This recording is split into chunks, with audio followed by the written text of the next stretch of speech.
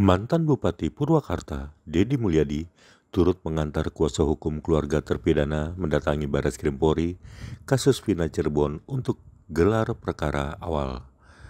Usai gelar perkara, Deddy Mulyadi mengatakan bahwa kesaksian Aep dan Dede tidak benar. Seharusnya Ibtu Rudiana merasa terbantu. Hal ini diungkapkan Deddy saat ditemui di Baris Krim Polri, Jakarta, Selasa 23 Juli 2024.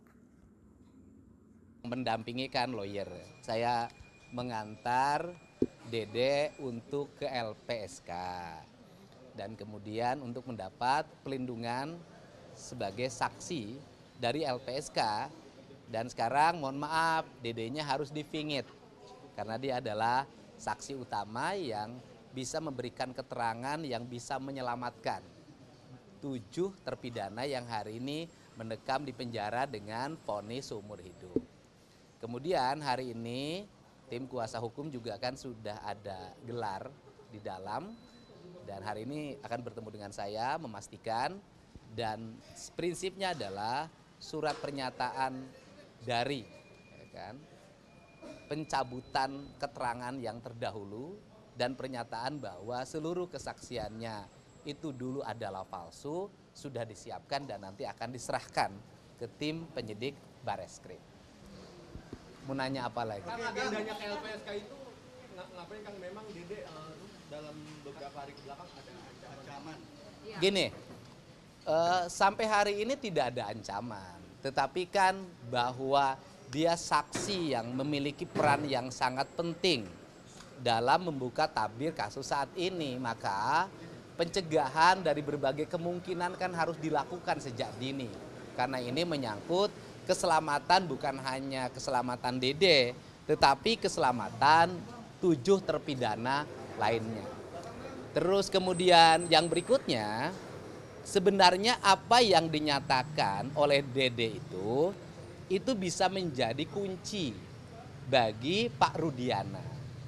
Pak Rudiana kan hari ini sebenarnya dari sisi aspek personality dia, baik sebagai pribadi maupun sebagai anggota Polri, dia bisa ketika sudah melihat keterangan Dede seperti ini, semestinya Pak Rudiana mencari Aep hari ini. Kemudian ke Aep bertanya, Aep, kamu bener nggak sih dulu itu? Jangan-jangan kamu dulu itu membohongi saya. Sehingga seluruh proses ini bisa dibicarakan tidak saling menentang, tetapi saling berkomunikasi, kemudian saling berkumpul. Karena esensinya adalah Pak Rudiana dulu kan ingin melakukan investigasi, penyelidikan dan penyidikan untuk mencari siapa dari pelaku pembunuhan terhadap Eki dan Vina. Dan mungkin pada waktu itu Pak Rudiana mendapat keterangan dari Aep, kan gitu loh. Sekarang ketika temannya Aep mengatakan bahwa keterangan yang disampaikan Aep dan Dede itu palsu, Pak Rudiana seharusnya hari ini bahagia. Kenapa Pak Rudiana harus bahagia? Karena Pak Rudiana mendapat petunjuk baru untuk mencari siapa pelaku yang dicurigai sebagai pembunuh dari anaknya dan Vina. Sehingga menurut saya hari ini bukan saling menentang antar lawyer. Yang harus dilakukan adalah antar lawyer berkumpul untuk sama-sama mencari kebenaran yang sesungguhnya. Karena fungsi lawyer dalam pandangan saya itu bukan melakukan pembelaan terhadap yang salah, tetapi mencari kebenaran dari sebuah peristiwa. Jadi ini saran saya sehingga tidak mesti lagi ada satu orang mensomasi yang lain mensomasi yang lain. Yang kita cari ini adalah siapa pelaku pembunuh Eki dan Vina. Kalau yang kita cari adalah siapa pelaku pembunuh Eki dan Vina, dan ternyata hari ini keterangan dari Dede menyatakan kesaksiannya dulu palsu, maka kalau kesaksian Dede palsu, maka kesaksian Aep pun pasti diduga palsu. Karena kesaksian Dede dan Aep diduga palsu, apalagi Liga Akbar sudah mencabut, maka 3 saksi kunci dari peristiwa tersebut menurut saya sudah diragukan kebenaran kesaksiannya. Untuk itu, andai kata pembunuhan, berarti kan ada yang lain andai kata. Kalau ada yang lain, maka Pak Rudiana hari ini harus kooperatif untuk berkomunikasi, duduk bareng, yuk kita cari sama-sama apa yang terjadi, peristiwa yang dialami oleh Eki dan Vina. Walaupun vonisnya sudah berkekuatan hukum tetap. Ini cara, karena dalam diri Pak Rudiana itu melekat sebagai anggota Polri, yang di situ ada fungsi melayani, mengayomi, dan melindungi. Siapa yang harus diayomi dan dilindungi adalah warga, termasuk di dalamnya Dede. Nah kan kalau orang jujur ya harus disambut dengan baik. Karena ini fungsi-fungsi yang harus dijalankan sebagai anggota Polri, sebagai bayangkari negara. Nah ini yang fungsi itu. Nah, penilaian Akang terkait respon Rudiana yang justru somasi. Ya saya tidak mau merespon apa yang disampaikan karena itu hak beliau untuk menyampaikan. Cuman saya menegaskan di sini, saya itu hari ini bukan lawyer yang membela siapapun. Saya ini adalah orang sebagai warga masyarakat biasa yang tidak memiliki kapasitas sebagai wartawan, tidak punya kapasitas sebagai penyidik, dan tidak punya kapasitas sebagai anggota legislatif karena saya sudah mengundurkan diri. Nah, kapasitas saya hari ini adalah sebagai warga masyarakat yang dianggap ditokohkan mungkin di Jawa Barat untuk menyajikan data dan fakta pada siapapun. Pada lawyer, pada keluarga korban, pada keluarga terpidana, pada jajaran kepolisian. Ini ada fakta-fakta yang saya temukan. Yuk kita rembukan bareng-bareng, kita cari duduk persoalan yang sebenarnya sehingga kasus ini bisa menemukan jalan yang benar, bukan jalan yang sesat.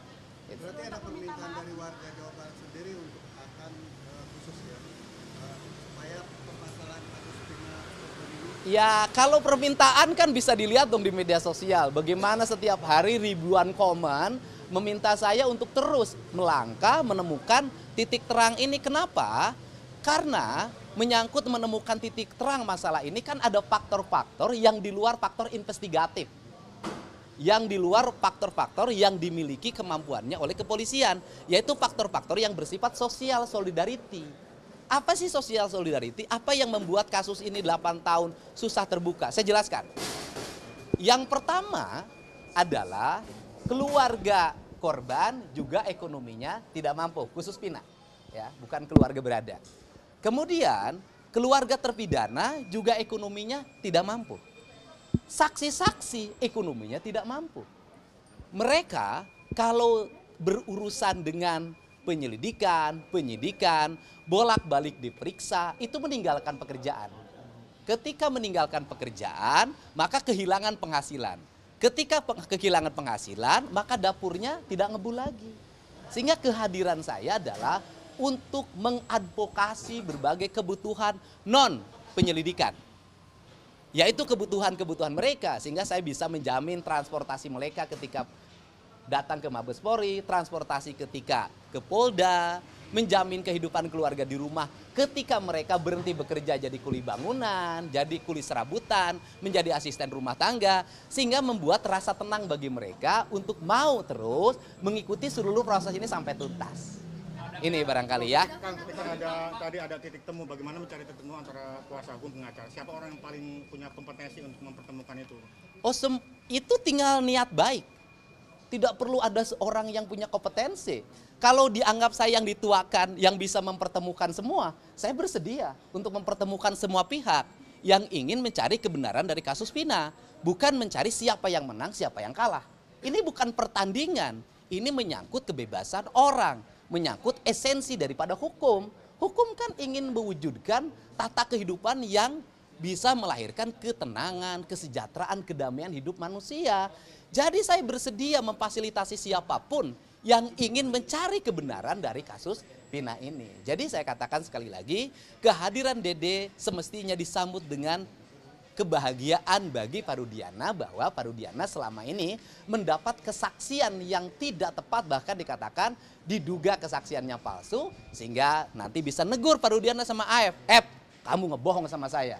Dan kebohongan kamu itu telah merusak institusi di mana saya bekerja, di mana saya mengabdi. Dan ini merepotkan seluruh warga Indonesia. Merepotkan Pak Kapolri, merepotkan Pak Kabareskrim, merepotkan Pak Kapolda, merepotkan Pak Direskrim Polda Jabar, merepotkan para penyidik. Bagaimana kita, orang-orang yang diambil di atas sumpah, memiliki kemampuan dalam melakukan penyidikan, masa kita mau diperdaya oleh seorang AF? Untuk somasi yang sudah memasuki 2 hari ini kan apa langkah selanjutnya?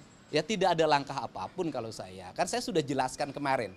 Kalau dari sisi personality saya, orang itu kan bisa secara personality ucapannya menyinggung orang. Orang itu bisa secara personality ucapannya membuat orang menjadi terganggu kehidupan pribadinya. Dari sisi ucapan-ucapan pribadi saya, apabila ada ucapan saya yang mengganggu Pak Rudiana atau siapapun yang ada dalam tayangan yang saya sampaikan, saya minta maaf. Tetapi isi dari konten itu yang menerangkan tentang sebuah peristiwa itu dipertanggungjawabkan oleh yang menyampaikannya. Dan yang menyampaikannya sudah mengatakan kemarin bahwa saya bersedia untuk mengganti ke-7 terpidana itu masuk ke dalam penjara demi kebebasan mereka. Dari situ kita belajar bagaimana seorang kuli bangunan lulusan SMP memiliki sifat kesatria dan bertanggung jawab terhadap seluruh tindakan dan ucapan.